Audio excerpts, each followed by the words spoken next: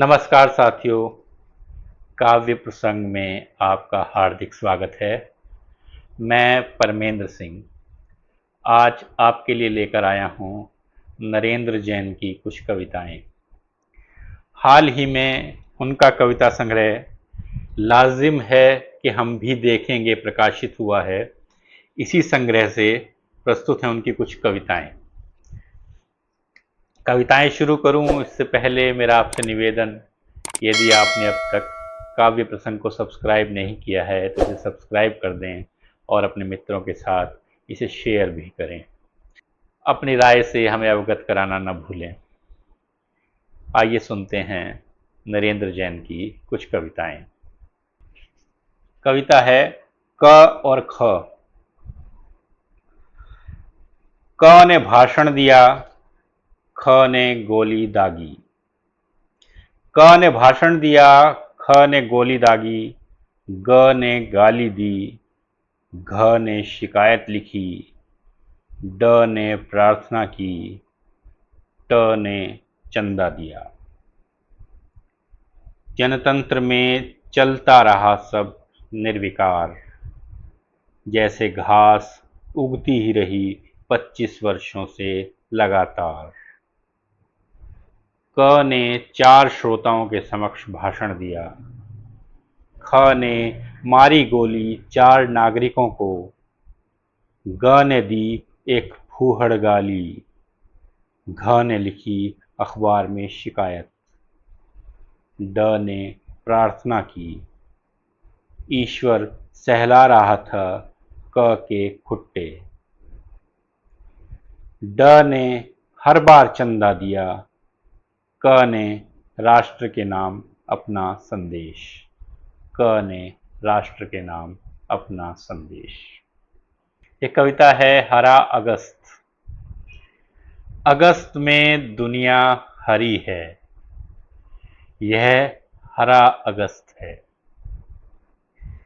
काले धब्बे यहाँ वहाँ सिर उठाते हैं, विषाद की ओर जाता ढल रहा है वह विषाद की छाया में।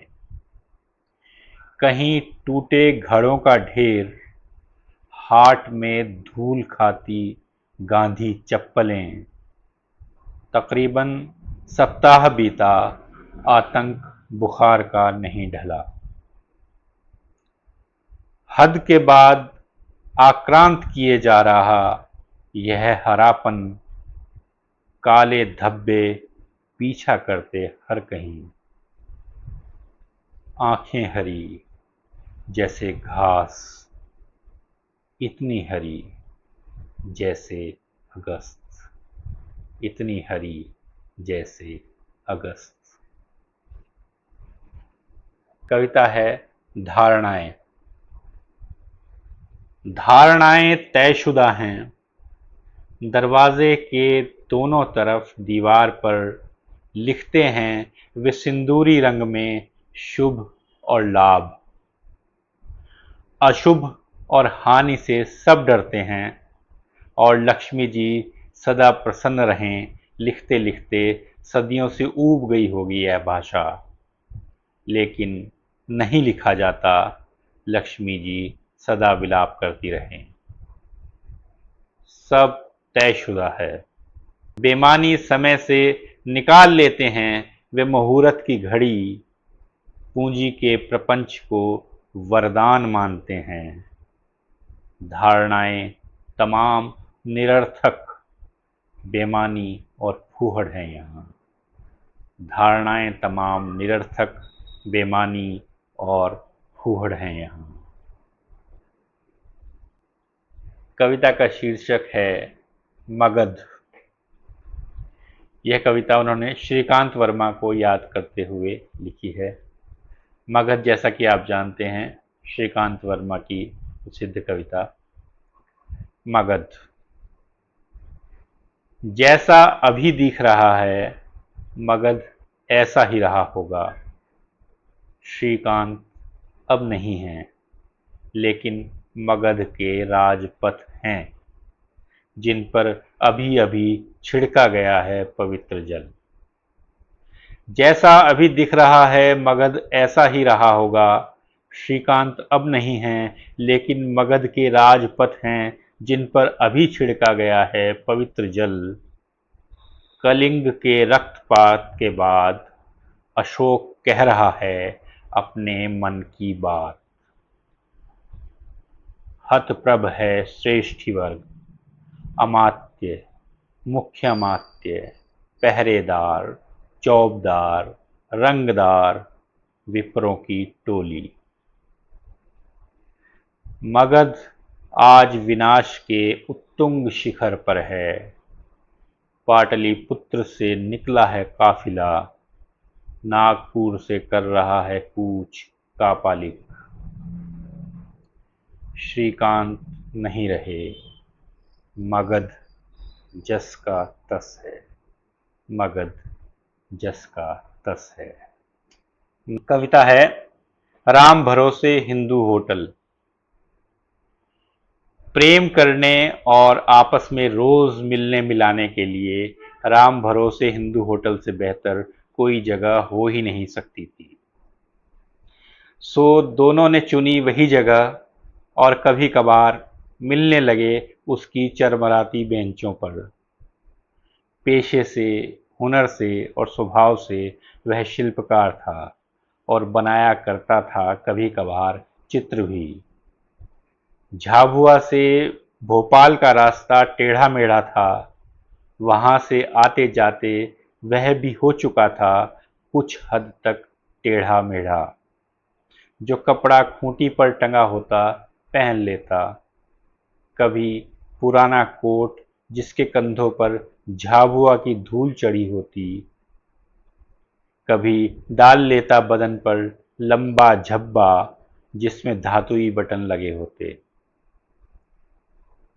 हजामत न करवाने की अपनी सनक के चलते रविंद्रनाथ और कार्ल मार्क्स की दाढ़ियों को जैसे पीछे छोड़ चुका था वह। बावजूद इन सब झमेलों के एक स्त्री प्यार कर रही थी उसे। आखिरकार राम भरोसे हिंदू होटल जैसा स्थल जिसने चुना हो पहले पहल, वह स्त्री भी रही होगी थोड़ी बहुत उज्बक।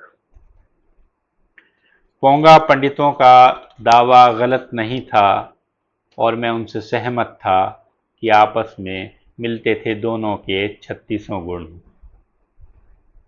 दोनों ढल चुके थे जैसे एक दूसरे के प्रतिरूप में। और अमूमन जैसा हुआ करता है उनके साथ भी हुआ। एक दिन कर लिया उन्होंने एक दूसरे का वर्ण। अब वे गृहस्थ थे, वह शिल्पी था, सो नॉन तेल लकड़ी के बारे में नहीं जानता था। उसका मन मिट्टी में ही रमता था। जब भूख लगती वे नियत वक्त पर पहुंच जाते और एक ही थाली में खाते।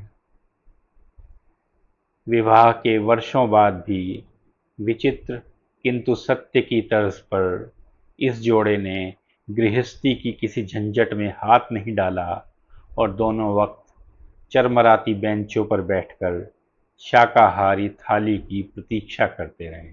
जहां सब्जी के नाम पर अक्सर मसालेदार झोल में तैर रहे होते थे आलू के कुछ टुकड़े और रोटियों से झल रहा होता था मोटा आटा। हर कौर के साथ चबाते थे वे हरी मिर्च और हाथ में हाथ डाले लौटते थे अपने घर एक संतुष्ट गृहस्थ की मुद्रा लिए, एक संतुष्ट गृहस्थ की मुद्रा लिए। लाजिम है कि हम भी देखेंगे इसे। कवि नरेंद्र जैन। शुक्रिया दोस्तों, जुड़े रहने के लिए आपका बहुत बहुत धन्यवाद। फिर मिलते हैं किसी और कवि की कुछ और कविताओं के साथ। यदि आप इस पुस्तक को मंगाना चाहते हैं तो यह ऑनलाइन उपलब्ध है। धन्यवाद।